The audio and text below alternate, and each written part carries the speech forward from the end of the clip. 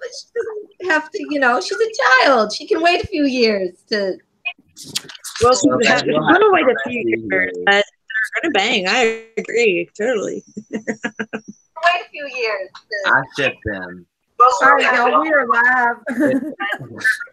Well, I know we start talking about banging right off the bat, didn't we? Go ahead, Jen. Say welcome to book club. I'm like doing other stuff around. Yeah, okay. Well, that wasn't on my phone. It's 8:15, girl. It threw me. Whenever he can pop in, or what have you. I'm not sure what else to do. Okie doke. So we're back for book club as usual. Hey, Stacy. Hey, Nancy. Hello, Amanda. Hello, Alice. And how are you doing? Okay, so tonight we've got what it's called, Arya 2, Chapter 5, right? Yes. Right? Okay. Yep. Correct. Oh, yeah. We're supposed to be having AU on, but I guess he's having some technical difficulties or what have you. But if he can pop in, he can pop in. But other than that, always prepared, people. Kerri's going to go ahead and take this overview then. And let's introduce ourselves first. Oh, exciting news.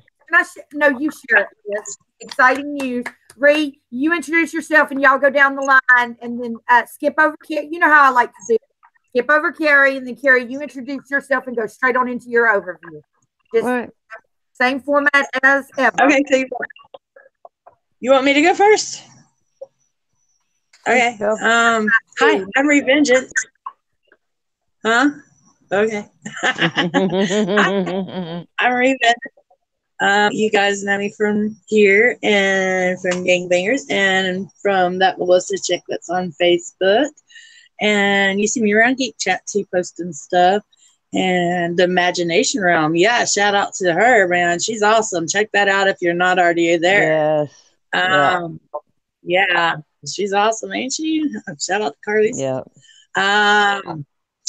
And I'm everywhere on social media, pretty much. But yeah, so come check us out sometime. We're doing stuff here and there, and I got a lot of new stuff to talk about. You've probably been hearing me carry on about dead people and ghosts and stuff, but we're not here to talk about that today.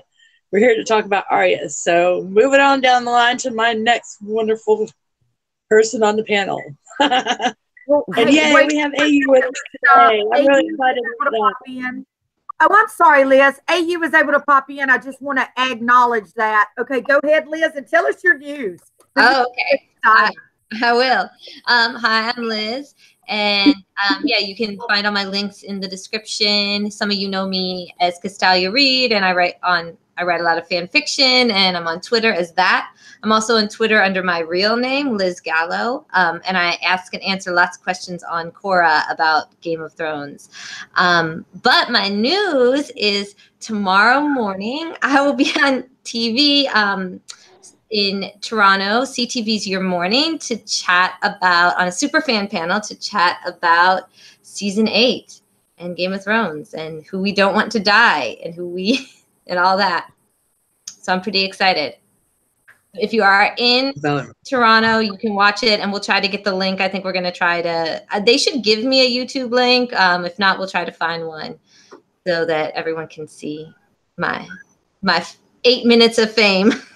That's awesome. Great. I'm so happy yeah. for you. And it's awesome to be singled out as a super fan, especially because I know you really put, your heart and soul and stuff. I have like 48 notifications on Quora. I don't even know why people sometimes want me to answer questions because I get very basic with it. Like somebody will say, why did Tyrion did Tywin want Tyrion killed? And I'll put, because he was a dick. It's true. I keep it short. Not wrong. So unless it's one of the topics, I really feel like I do have a little bit more knowledge in. What? I did Kerri. And we're going to be looking out on that. That's awesome. Thank you. Yeah.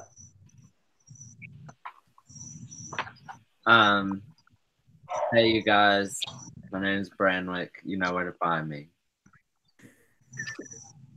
All right, and our very Short special and guest, sweet. AU Packmule, and his channel is linked in the description.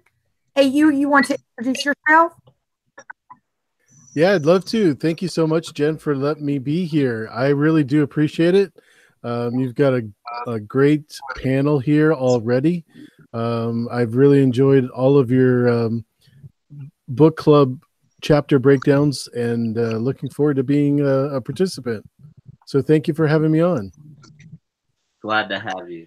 You are Very most welcome. glad. And for those of y'all who don't know, I count AU as a very special person to me because he helped me to learn how to stream to begin with. Some of y'all might really be mad at him for that, but Can I start calling you Uncle John? oh goodness. All righty. So AU, you want to go ahead and do your overview, and we'll mute ourselves and just sit back and listen and enjoy. Well, to answer Kerri's question, you can call me anything you want, just not late for dinner. That's my rule. So, but oh, I'm Kerri, by the way. I'm so glad AU John is here, and it's a great chapter. I have links in the description, and that's almost say. So, take it away. I want to say this. Oh, because somebody actually asked me this, and so I want to help other people that might have difficulty with your name. AU stands for gold. Gold. With right? Kerri McDonald, I didn't think anyone would have a problem with that. Gold, the gold for the miners. I asked him if it was for Auburn because before I knew where he was from. So yeah, a lot of people think I'm from somebody asked me- Australia or an Auburn fan or something like that. Yeah. No. I'm gonna be honest, I didn't know what it meant. I No. thought maybe you like mules, and I'm okay with that. I need a mule and not a horse. Like you're in the desert, you know, a mule is actually more sustainable. So it's just like Yeah. It's a pretty cool seriously, name. So yeah, I was like, let's help some people out there. It is the I hate- stupidest name on YouTube, and a lot of people know that my first name is John, it is not. but John, I don't. I mean, there's a million John channels, so let's come up with something creative. So that's what I did. Thanks, Bree. I appreciate it. No problem. No problem. What a fun chapter, huh? Yes, I It- was gonna It's really say that. good. Yeah, it's not complicated, but it's a lot of fun. Obviously, Arya continues her journey north. Yoren is guiding the Night's Watch initiates north through the villages, and she also sees a lot of the people that have already been through battles and warring and warning them not to go any further and that sort of thing. And she sees a lot of death, which continues her journey as death, I think. And then she comes to an inn where they get to wash up and clean up, but then the gold cloaks catch up to them and want to know where this boy Gendry is. And the funny thing is, it's signed by the queen. And Yoren has I found that a little questionable too. But go ahead. yeah, nobody really talks about that a whole lot, but hopefully we'll get into it. And then Arya is thinking it's all because of something that she's done. So we get that point of view, which is really important because otherwise it would just be the story of the Gold Cloaks approach the Night's Watch person that is bringing them north. And that's not as good of a story as Arya thinking that they're after her. And so we continue from there, where Yoren obviously stops them and sends them back, and then decides instead of staying at the inn and everybody has to get out of the bath and jump on their horse and run, so they decide to go north, and that's where the chapter ends. Right. Yeah, that was when I don't know if y'all want to start from chapter 1, but chapter 1. That's not what I meant to say. I meant like straight from the beginning. But yeah, that makes me wonder what John was saying and what AU was saying about the warrant being from Cersei, and it got me thinking back to the show and when Tyrion questioned Cersei if she had all the bastards killed or if Joffrey did. She kind of Tyrion kind of takes that as meaning that Joffrey did it because she doesn't respond, kind of thing. And I also found it interesting that the gold cloaks knew she was a girl, like right off the bat. Something that I've always thought, like from the get go, and it's because of that child that she had with Robert. I've always thought that she knew that that was Gendry. She may have even placed him there. And I think when Ned actually went to go see him, that he caught on as soon as he started talking about his mother, that that's who it was, like on the show, at least. Yeah. And that's why he had been sent to the wall, is because then he would have been the rightful heir and that would have took Jon's throne from him. So I think Ned's the one that sent him to the wall and sent Gendry to the wall. And I think Cersei went looking for him whenever she found out that all the bastards had got killed and they found out that he was gone. And I think she was looking for her son. But the reason I think this too, like another reason for him being hidden, is because she would want her Lannister son to be king rather than a son with Robert. Right, because definitely. About her wedding night, he gets on top of her and says Lyanna. So she hated him from that moment on. He just made it worse and worse over the years. So why would she want a son with him when she could have a son that was pure Lannister, that was hers and Jaime's, and she loved it, you know? Yeah.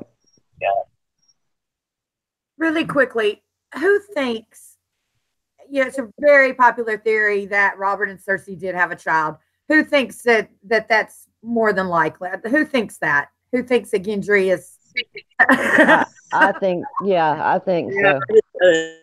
So yeah, I think I'm on the fence because the prophecy is what throws me. I would think definitely if it weren't for the prophecy that Maggie the Frog is like, 3 children you will have that, and the king will have way more. So that's my only. What Maggie is saying in the prophecy that nobody really gets is that Robert is going to have that many children different from Cersei, and Cersei's going to have that many children different from Robert. Yeah, she never talks about the children that they have or they don't have together. I don't mean it. I have to go read the book. In the books, does the Woods Witch does Maggie the Frog tell her? Right, and that's one of them things right there. Prophecies can be very confusing too. Like you think that they're to be understood one way when they completely mean something different. Yeah, that's like when they're talking. I get that. Their crown, what is the shrouds? That could mean different things. Like they had golden hair, yes, and then they died and they were wearing gold when they died. I mean, it has different meanings for it. Plus they had. I get all that. No, I definitely. I'm not saying I don't think it's possible. I'm just the prophecy is the only thing that makes me a little bit like, oh, maybe not. We didn't have. She does the numbers are different from the books and the show, because Robert in the book she says that he's going to have 20 children, so that that's a little bit different, and that Cersei will have 3. That stays the same. It's just the Robert one, but they put him in the show for a reason. Whether it's okay, I think she's okay. I cough all the time. Yeah, I lost the train of thought now. Oh well, if anybody wants to. We were talking about the prophecy and the 20 children being different. I was the one saying it. Yeah, senior moment. I don't know why the show would bring him on. I don't know. I'm kind of like Liz on the fence about it, because it's shown to us Kerri and in Liz, two can I ask a different. question? Yeah. Oh, Sure. awesome. Can I ask, why would Cersei care about this bastard going to the Night's Watch and leaving King's Landing if it wasn't her son? And there's That's something she wants true. recovered too. Remember that. Well, is it so you're saying that you think Her child, she doesn't want a Lannister out there or an heir, her child out there.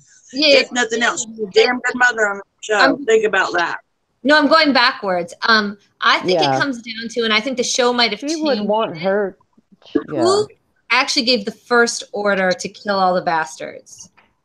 Well, that's what I was saying a little at the beginning of the thing is that how would it's a warrant from the queen, so it's from Cersei, and the show kind of insinuated that Joffrey had done it, but maybe Right. it was Cersei that did That's it. Okay. yeah. But in this chapter, even, they weren't there to, hey, we're here to kill him. They're, hey, we're here to get To him and bring take him him to the back. queen. Yeah, Right. that's a little So- strange. Well, Yeah, this wasn't let's go kill the bastard. This was, hey, where is he? The queen wants him. Yeah. So she was trying to get him to protect him. I'm telling you. I'm telling you. I'm not. It's definitely. I kind of can't wait for Jamie to see him at this point, because I think when Jamie sees him, that he might even notice him, recognize him. Because remember, Jamie's the one that took him away. Robert wasn't even there. Robert was out hunting like he was with every other child. Robert just assumes that he was dead. Yeah. And she said she never visits the crypt. Why would she ever visit the crypt for her child? Think about it. This is Cersei. Yeah. Because he isn't dead. And She got hired that she's dead.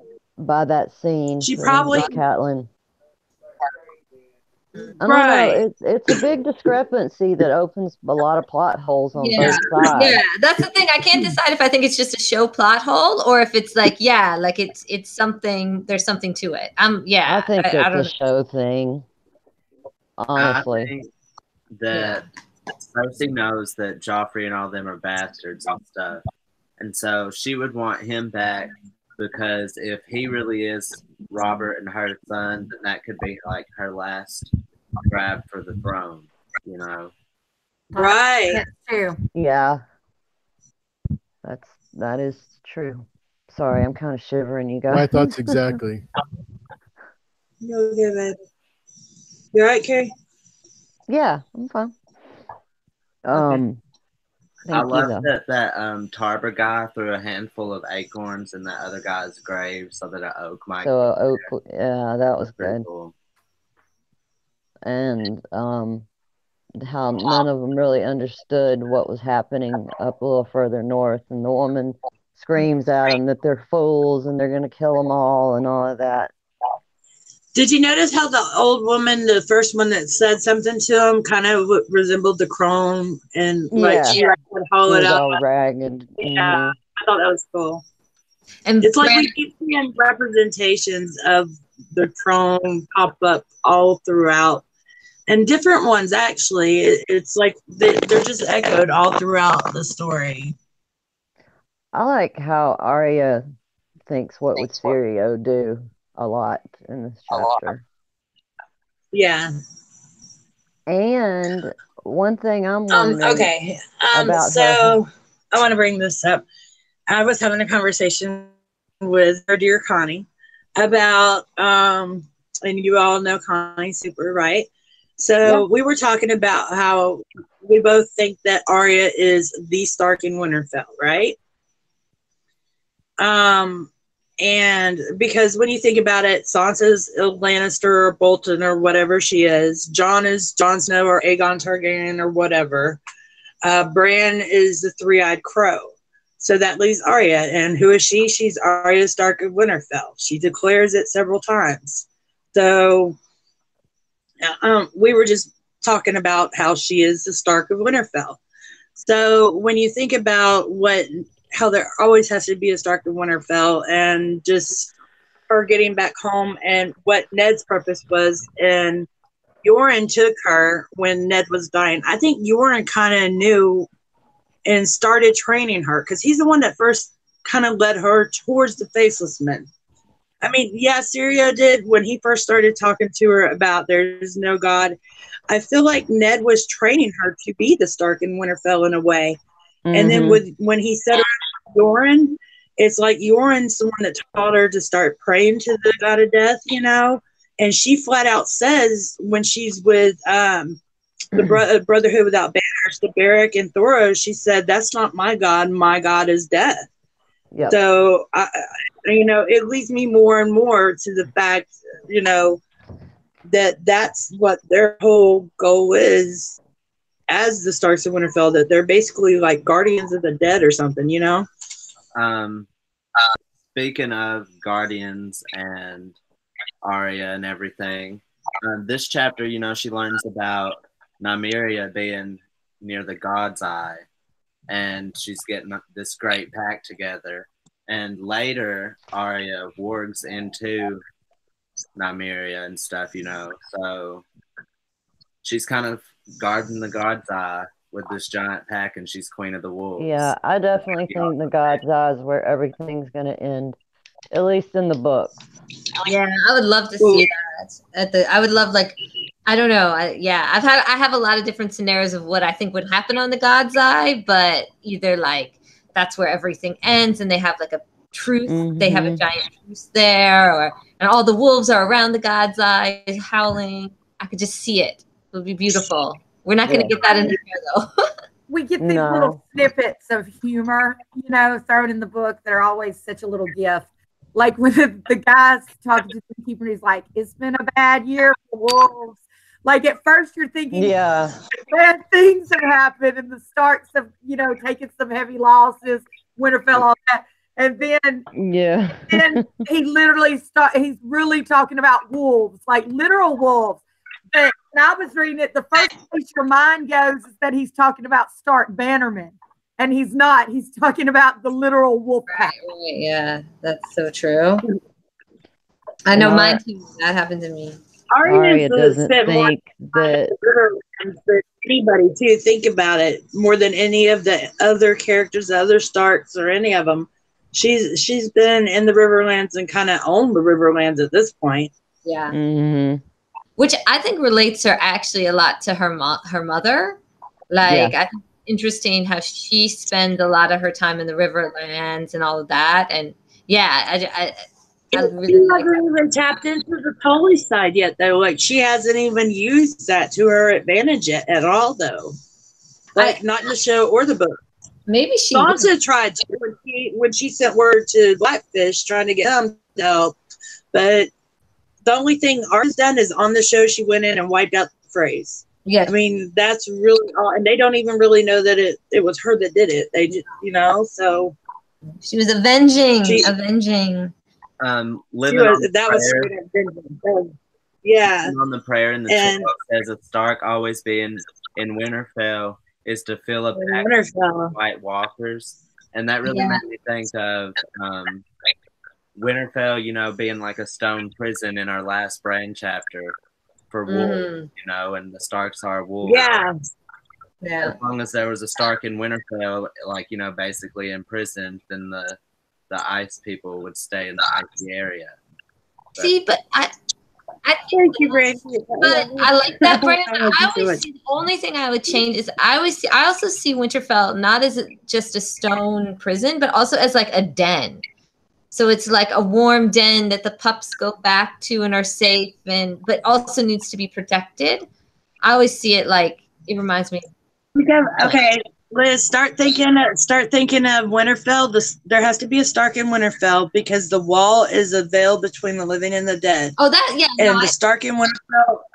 Listen, the Stark in Winterfell is what keeps that wall up. Now, think of the crypts like the River Styx, all right? You know about the River Styx and all? Yeah. Okay, Jon is literally a three-headed hellhound, so he's like Cerebrus, right? Yeah. So, right. So think of him more in that position now, all right? Well, I think... So River Styx, we've had swords removed now, so now we have vengeful spirits roaming. So look at Ramsay differently now, because I kind of think he might be more. And then look at what's happened to the different Oh yeah. starts and how they should have died, but they've kind of cheated death. Yeah. And go back and watch the Lore of the Seven, the history and lore videos, and it'll tell you that the seven will rise again, and as heroes to fight for the war for the dawn, to ascend, that they're descendants of gods. But the Winterfell thing, that it seems like it's their idea to return to Winterfell, but they all go back to Winterfell after they should have died. Yeah. And it's more like they have unfinished business. So think of it more like Ghosts of Winterfell. Oh, no, I definitely think of it like, I think there's a lot of death imagery. I think it's twofold, right? I think it is, because I see that, the death imagery. I think a lot with the Stark kids, it's like their loss of innocence, but also beyond like the Stark kids, beyond the Stark kids, well, like even Brienne, like, and yeah, no, I know, yeah, exactly. Like it's their death, like they're going down into death like hell. Like if you look at like Hades and Persephone, and there's all that, the imagery. Yeah. Oh, I love you for that. Yes, Persephone, that would be the werewolf tree. And and I'll tell you about that, where you're talking about the Riverlands and all. Think about the Blackwoods tree, and where they think it's dead, that could very well be like Mel, where she's old. Off topic, but I'm predicting a black wedding. I know. I'm gonna write this fic.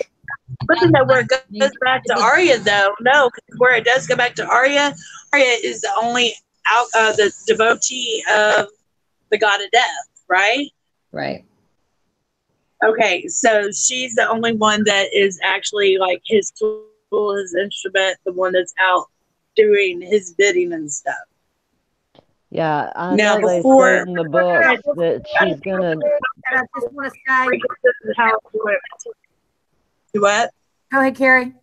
Oh, in the books they wait, let me get my train of thought back. In the books that she represents the stranger, and then looking up for season 8 that she's seen many of Death's faces, and she's ready to see this one. And I just, and then you see the thing from season 8 where she's running, and I'm just dying to know who's chasing her to rattle her that much. All right, well, let's talk about that. The waif There's is no reason we can't veer into that. Go ahead, Liz. I just said the waif is chasing her. That's my theory until proven differently. Oh, you know what? I that one. I think that we're going to see Ned, and it's because I still say he's got to have his talk with John. That's got to pay off. I think we will see Catelyn. I think we will see Robert, because he's going to scare the shit out of Cersei or something. I think all of them here was not just on purpose. We'll see Drogo, because the prophecy's got to pay off too. That's already fulfilled. So now it's time for Dany to see Drogo, and honestly, I think we could see Ramsay too, just because he'll scare the shit out of Sansa. And the night is dark and full of terrors. So it's going to be stuff that's going to scare him. Anything's going to go at Winterfell. And yeah, anything goes. Okay, so real quick, why don't everybody give their prediction on who they think is chasing Arya? I mean, shit, I don't know. I'm thinking it's going to be like somebody who was not fastened or bonded properly in their tomb. That's what I think. Like, because when Bran and Rickon, everybody's going to get their turn. When Bran and Rickon took the swords when they left, because that steel or whatever was placed over the knees as a kind of magical binding to keep their shades or their spirits or what have you down. And so I think that's what I think. I don't really know though. It could be anything. Ree, what do you think? Ree? All right, Leah. I had to hit my mute button. Yeah, no, I'm here, baby. Honestly, I think she'll probably see herself at some point, because I'm not so sure that she did when she went blind. So I think that could scare her, and I think that her mother and father would scare her. So I do think that would be probably the coolest too. I mean, your father was beheaded, and then you see him standing there, and that could scare the hell out of anybody. Yeah, definitely. But man, she looks like she's running in terror, you know, because she never really sweat. You know, we've never really seen Arya sweat. Like, we've seen her in a various situation, but she genuinely looks terrified. She's rattled. Yeah. She is. And, well, that's what made me think that, though. But she did, because she was really, think about how it messed her up really bad, though, when her dad died. Like, it messed her up bad.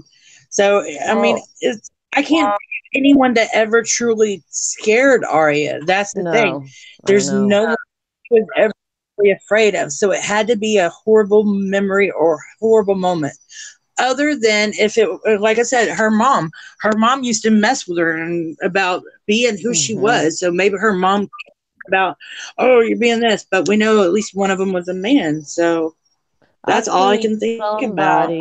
I've seen somebody's video where they were able to widen it, you know, from how YouTube puts it up or whatever, wherever it was found first.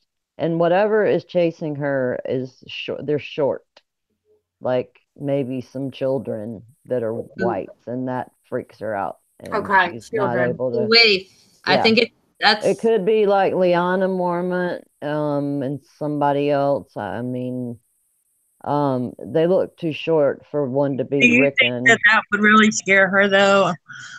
I mean, seriously. I can't figure it out. What do you think, John?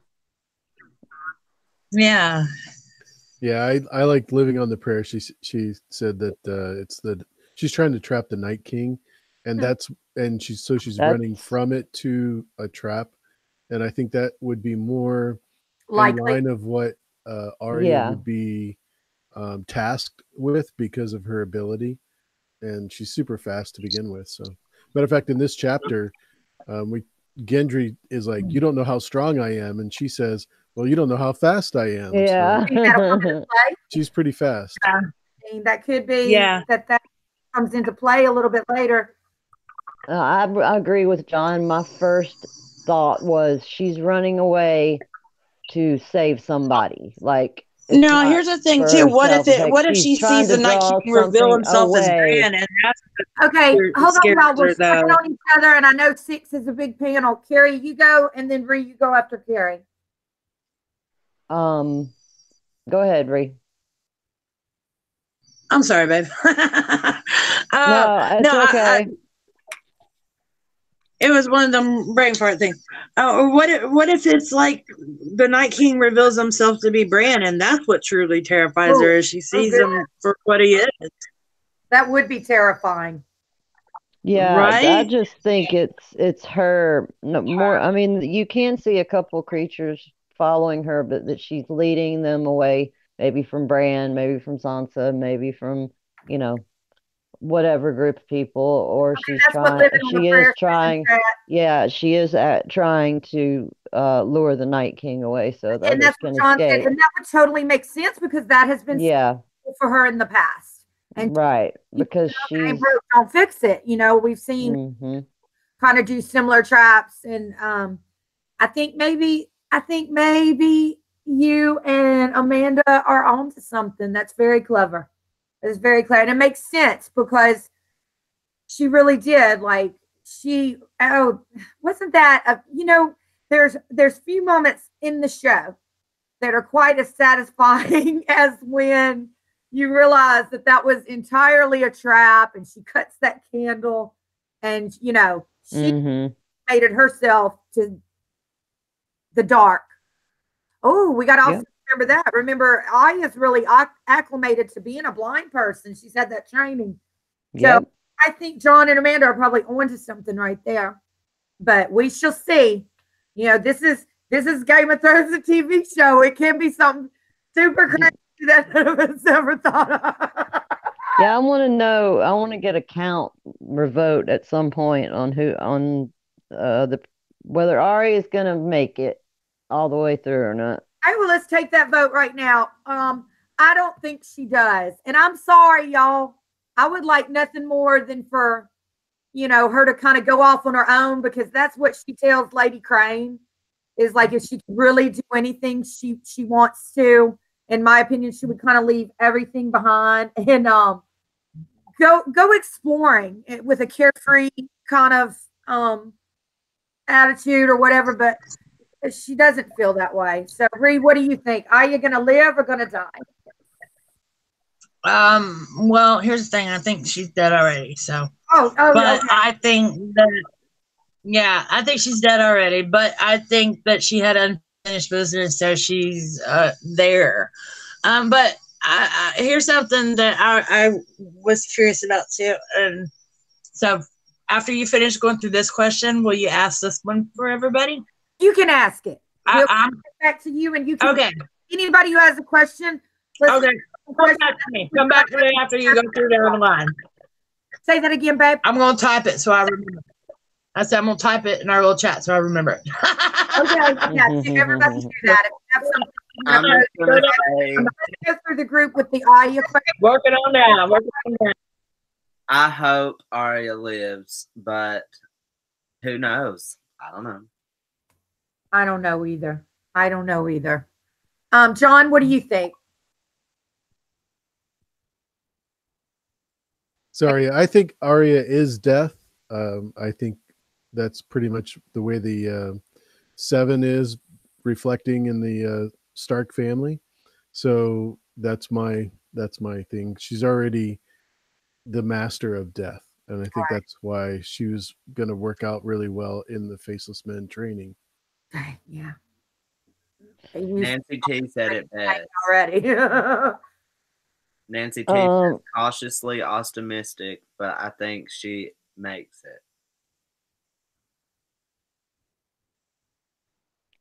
I think she's going to make it. I think she's going to take Jaime Lannister's face because he is going to die in the Battle of Winterfell. And then that way she can get close to Cersei. And then Sandor is probably going to tag along, and that's when we'll have Clegane Bowl. And Arya will give him the gift of mercy at the end of that. Oh, that's really beautiful. You know what? And I don't give Russell props too often, but sometimes as a TV show only person, he'll cross with something really beautiful that I didn't see, and he truly believes that's what's going on with that. That's his favorite plot line. Russell's favorite is the Hound, and that's what he thinks is going on with that. And I think some people, with your favorite plot line, maybe you do have a little bit more insight to it. Okay, did everybody get to answer the question, Liz? What do you think, Arya? I don't want her to die. I really want all my Starklings to make it. I think they should. I think it's important for the story that she makes it. But I'm nervous for her. I will say that I'm nervous for her. I hate to break in, but Liz, have you thought about Paris being such a fan of Arya that she told George that she would divorce him if anything happened? Yeah, I've heard that. That's true. Yeah, but I mean, at the end of here's the thing: is at the end of the day, he's gonna do. I mean, I think that is like. It's more, he's going to do what's best for the story. So if she has to go, she has to go. But I think her arc and her story has her making it to the end. I am concerned about what she's supposed to do after. So that could make it easier for her to be killed off. But I don't know. I don't want her to go. And I would feel like George's wife. See, that's why I feel like she'll be the Stark in Winterfell, though. But even if she is dead or whatever, she could still live on as the Stark in Winterfell because she really is like the only one that truly is anymore. Well, I actually think they're all. Someone's got to be the guardian. Someone has to be the guardian. Someone has to carry it on. And I'm sorry. Howland Reed did something to Dad to make him be okay and produce children to carry on a line. And I'm sure it's happened to several other Starks before because they have the blood of the others in them. So why wouldn't Arya be able to do the same? What do you possibly would get? I don't know, but Wait, you lost. I'm just saying she is gonna be. I mean, yeah. And that would put her at the end game too. She'd be the Stark in Winterfell and make it to the end game. No, that's possible. I'm not. I have to think about that. I don't, because I think they're all reclaiming their name. They're all reclaiming their Starkness, and eventually, Bran. I hope Bran gets out of his little three-eyed raven thing and remembers who he is. But that's a different story. So yeah, I don't know. I have to think about that because I've always pictured Arya's end after the war to be a little bit different. Brian, you should talk later. Babe, did you have a question? Let me ask. Can I say my thing, Jen? Now, can I say my thing now, Jen? Okay. So everyone's all excited about the little in the trailer with the reunion with Arya and Jon, and I want to know if I'm the only one, or if any of you guys, panel and chat, also think that it's not going to be such a sweet reunion, and that death is going to be wearing Arya's face and maybe trying to sneak up on Jon to shank him or something. Because I don't trust that. We ain't going to have no little sweet reunion like we all want. We've been waiting too long for it, and I don't trust it. I don't trust it at all. I don't trust it. You're exactly right. We're not, they're not. It's not going to go all smoothly. Like Right. Because Jon did me, and she got upset with Russell, man. I'm going to listen to Russell. Russell doesn't think it's going to go smoothly either. He thinks No. stuff with Arya. He doesn't even think Sansa. He thinks Sansa's, and I agree with this one. Sansa's not going to do anything outwardly. She's one of these people you meet that's always polite to your face. You know what I'm saying? But whether she's internally thinking polite things about you, you know, or will you? So, but while we were she's trying, is what she is. And I'm sorry to get off topic a little bit, okay, but I'm proud. The other night, I went to trivia at this bar called the Brass Monkey in Slidell, which is about 40 minutes from here. It's north of the city. We call it across the lake. Anyway, it was quite a buzz on. I won this Iron Throne ornament.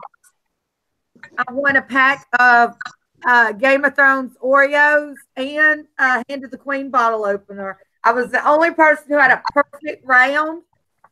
Woo! I did not win, but I was also a one-woman team. Oh, I thought you were supposed to be the captain of a team. Well, y'all were there in spirit. We could have really Jen, that'd be fun. But just where I'm having the breathing issues and all, I didn't go. Right. Well, if you can't, my point was, you guys, if you see some Game of Thrones trivia going down in your town, it is quite fun to go meet the other people who are like as serious as us about Game of Thrones, because that's definitely, in my opinion, the place to meet them. Bran, what were you going to say, babe? I was asking you if you opened your Oreos. I haven't opened them. I'm saving. Look, here's the deal. My birthday's April 30th, and I can't afford 2 cakes in 1 month, because a decent cake around here from one of the fridge bakers is about $40. So I can't have a premiere cake and a birthday cake. So my Oreos are standing in this year on my premiere night. Hey. So I went to Walmart today and I got some Oreos and I put them in the cabinet because I wanted to wait. And then They'll be open Sunday night. And Marlon brought them in here, and I want to eat one so freaking bad. Just keep looking at it. I don't want to open them until Sunday. I know how you feel. I got up last night to get a drink of water, and they were staring at me. You know how sometimes you do some light eating, y'all? And you like just maybe like grab a cookie or something. You're like, but you eat something you really shouldn't eat or whatever. But I was able to control myself and eat a moon pie instead. Thank God for those mini moon pies. Can I bring it back to the chapter? Do y'all want to talk about No, please. And I'm sorry. And anybody who has a question or has a point, y'all, it's quite unusual to have, this is as large as a panel can get running on one Hangouts, and it's rather unusual to have 6 a super good job and not tripping on each other and falling over each other. I'm really proud of that. And it just shows how how well we work together, you know, but that took time, and I'm really really glad. And I'm so glad you're here, AU. It was awesome. All right, so yeah. Well, I'm glad to be here. Back to the chapter. Do y'all want to talk about Jack and Hagar since he was in there? Yeah. Oh yeah, we gotta talk about him. I liked his hair. Yeah. Yeah. I like his straight hair. I love you, Brad. There's a theory about him that I read. Speaking of people Arya has crushes on, and someone was saying, this is, I read it on Tumblr, so I don't know if I necessarily agree with this, but they were saying later on, Arya kind of develops a crush on Jack and Hagar. Like in the books, he's younger than he is on the show, and he's supposed to be like a little bit better looking. So it's kind of like the way, you know, she's got this crush on Gendry. That maybe she talks about how handsome he is in this chapter. Yeah, yeah. The most handsome of the men in the cage. That's what I was going to say. I think, this is where I disagree with that theory. I think early on, she has kind of a little baby crush on him. And then after she kind of knows him more, that goes away. You know what I mean? Yeah, she looks up to him more than looks at him as equal. As far as being the most handsome man in the cage, there's not much competition in the cage. There's not much competition when they're the death cult. In that whole group, it's probably him and Gendry are the best two looking. Like for real. I mean, it's kind of across the two best looking people in Westeros already, though. Really, he's gonna be here next weekend, and like at a local con. No.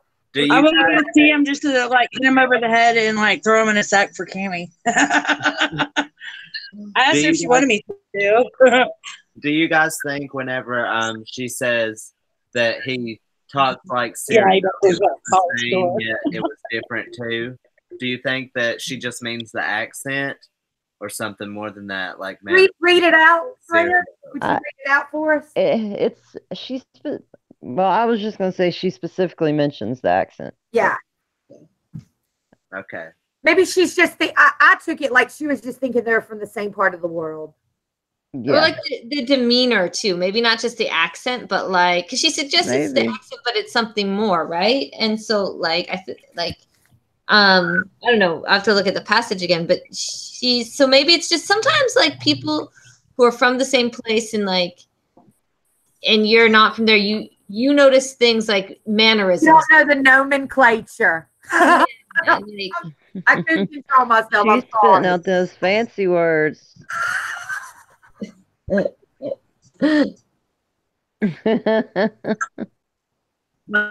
I've never seen Jen blush off screen so much. No, I'm taking a headache powder. I'll come back. I told you stop taking so many of those. I know. You know, I'm Nurse Kerri. Right. Yeah.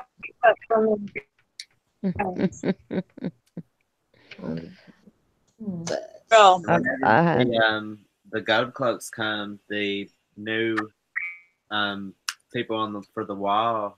They came together pretty fast, didn't they, for each other? Yeah. Yeah. You know, and the way they had been acting, I was really surprised by the way they were like, well, you'll have to take me too. You'll have to take me too. And well, that's it was like a Spartacus moment. It really was. Arya jumps out from behind the bush thinking, I mean, the wording in the chapter, I'd have to read back through it, but do the gold cloaks come up and say we're looking for someone or we're looking for a boy? And a boy. They say we're looking for a boy. Well, that's why it kind of confuses me that Arya thinks they're looking for her. I think Arya's starting to get confused about like whether she's she's not she's changed names and identities and gender now. And maybe that's why Jack and Hagar's got his eye on her, you know? He watches her. He's falling into the character so well.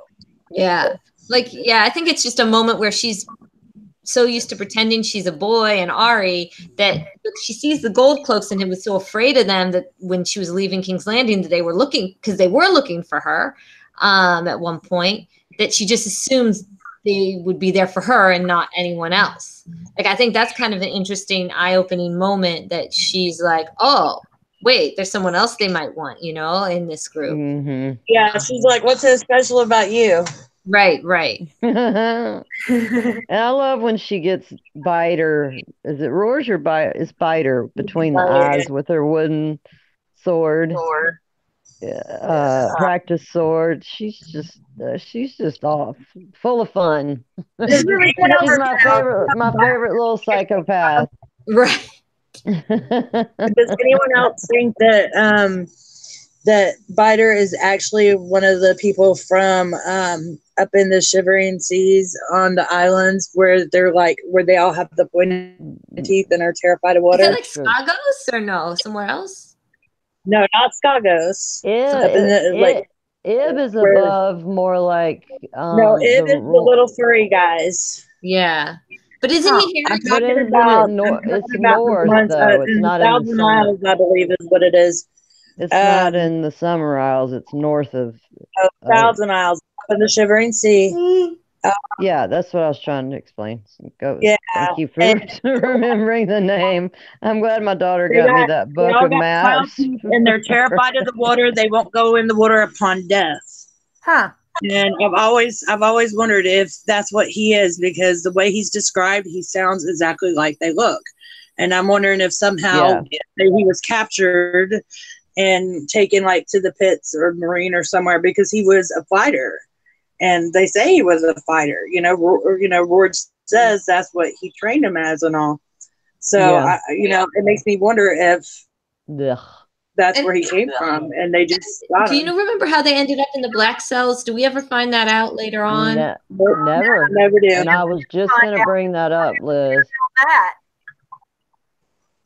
A lot of people think Sirio turned into Jaqen. I've heard that theory before, but I like to think that, but I don't think that. Wasn't Jaqen on the show wearing a Lannister uniform from the get-go? No, later on he gets one. I think he gets one. I just rewatched. What's he wear? You sure after Harrenhal? Okay. Yeah, it's once they get to Harrenhal, he gets one in because she's all surprised by it. She's like, "What? She's like a traitor." Yeah, I remember that. Like, well, you serve one, and then she have a choice, and he's like, "No, we always have a choice." And really, he's right. He's right. I couldn't picture in my head what he was wearing in the wagon, so I wasn't sure. Just some old peasant-looking clothes, just some rags and stuff. He was wearing the clothes from the Sea Lord of Bravos. He wasn't. Wait, I was like, really? Wait, what? I thought you were like, yes. No, I don't know. I would like that to be a thing, but I don't know. But I really like the whole Jaqen. I mean, I maybe honestly do think this is jumping way ahead, and I don't really like to do this, but I think we do see Jaqen later in the books. And good night, Nancy, and we want to wish good night, Nancy. A happy birthday. I like for everybody to have a great birthday. That's your day. When is her birthday? Is she in Arya? Today. It's today? Oh, happy early Game of Thrones. True. Happy birthday. Have any questions or have another point they want to ask? If not, big television appearance tomorrow, and just because of general things, we're going to go ahead and wrap it up. And I just want to thank AU again so much for being our guest. And there's a link to his latest video with Angelina, somebody who's community forever, really sweet lady. That's the video that's linked in there, and I think you enjoy it. And they're not even talking about GOT. They're comparing GOT and Lord of the Rings. So it's a very interesting conversation. Okay, Brand, you do shout outs. And next week. Yeah, it was a really good stream. It was a really good stream. All right. Thank you tonight for coming, living on the prayer, the Fearless Mermaid, Nancy T, Meyer 27, Alice, Aless, and Winter Roses, Peter Griffin, Terry T, and Cameo. Yay. Very good. We got. Did you say the Fearless Mermaid? Yeah. You did. Okay. Yeah, Yes, Crazy Girl Productions. Bree was talking I'm crazy. I love how Brand said living with a prayer because he's such a baby and probably like I remember. I mean, MTV started what in '85, so I was 11 years You were old. 4 years old. Yeah. I was 11. Yeah. 84. I was born. It was 1980. I mean, I just remember just turned my mom, 45 turned into an on March event. 29th, but yeah, I don't know how much you've listened to the song, Brand. But. Union went on strike. He's down on his luck. Tough. So tough. You gotta hold on. Yeah, to what you got. Got a key. Yeah. Oh my goodness. I could all night. Let's get off topic Oh God. for a minute. You And know, I'm gonna ask John something because John, you're from Washington, right? I've lived in Washington for the last 20 years. Okay, well look, Beautiful. on April 5th, it was not only the 25th year anniversary of Kurt Cobain's death, but also the anniversary of like Lane Staley's death, who were both prominent Seattle rock bands. And if you lived there 20 years, you would have been around in a time Alice in Chains. that was the music. Is there anything you want to share or tell us about that brief period in our culture? Well, grunge is pretty popular here. One of the cool things about Kurt Cobain is that he's from a town called Aberdeen, Washington. Yeah. And it's a town that I go to fairly regularly. And he used to live under a bridge, and the water would leak because it rains here all the time in the winter. And I would just put my hand on the bridge where he lived, and it was really kind of a out of body experience, to be honest with you. But, that would be really but he died before I got here. You know, something in the way.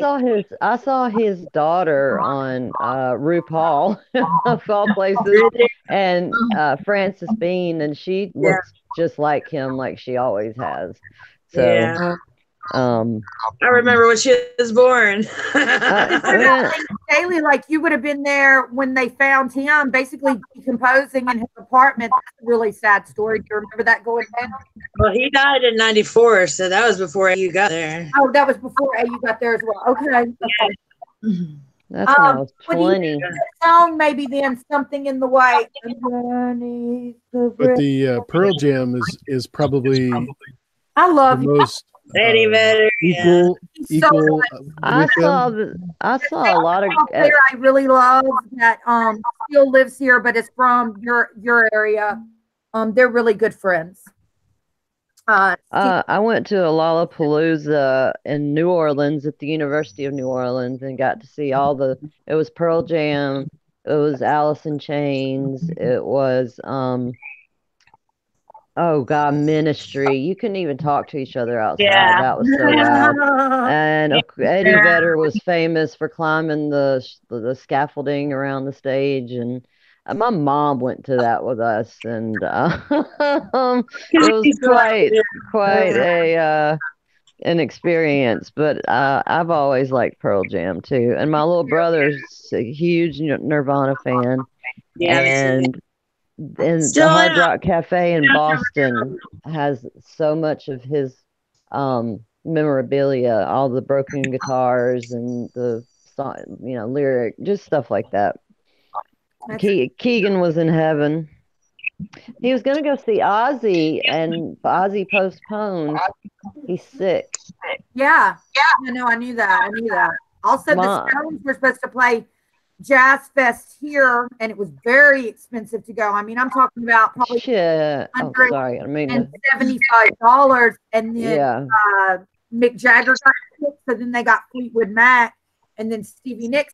Fleetwood Mac came to here. Stevie Nicks there when? And after all these years at Fleetwood Mac, Lindsey Buckingham didn't come on the tour. They're still like don't get along. Immature. Oh well. All right. Well, if that's everything, we'll just go ahead and wrap it up. And then next week, of course, like I said, we have Chapter 6, John 1. I'm really not sure who's doing the overview yet. Me, I am. That's my overview. That's my overview. Yep. I haven't done one yet for the book. You want to do it then? You can have it, honey. Whatever you want to do. No, go ahead. I did the prologue. You can do it. Okay. Go ahead. All right. I love this. I used to couldn't beg somebody to do one. No, I got to get over my nerves about it. So I'm just going to keep on pushing. Oh, do it. It's John. It's a good one. Go ahead. Okay, babe. John 1. All right. Well, with that, I guess we'll just go ahead and wrap up. And please do check out AU's link. And Liz has a bunch of links. She's very active with her articles. Like I said, she's going to be on Toronto television tomorrow morning, which I think is awesome. It's so Good luck, awesome. Liz. We have a panel. She's very knowledgeable about her stuff. Thank you. And We'll share the link afterwards. I will. all right. And with that, everybody have a great week. And we'll see y'all next week, as usual, Thursday, 8 o'clock-ish. Yeah, we were late tonight. That's it.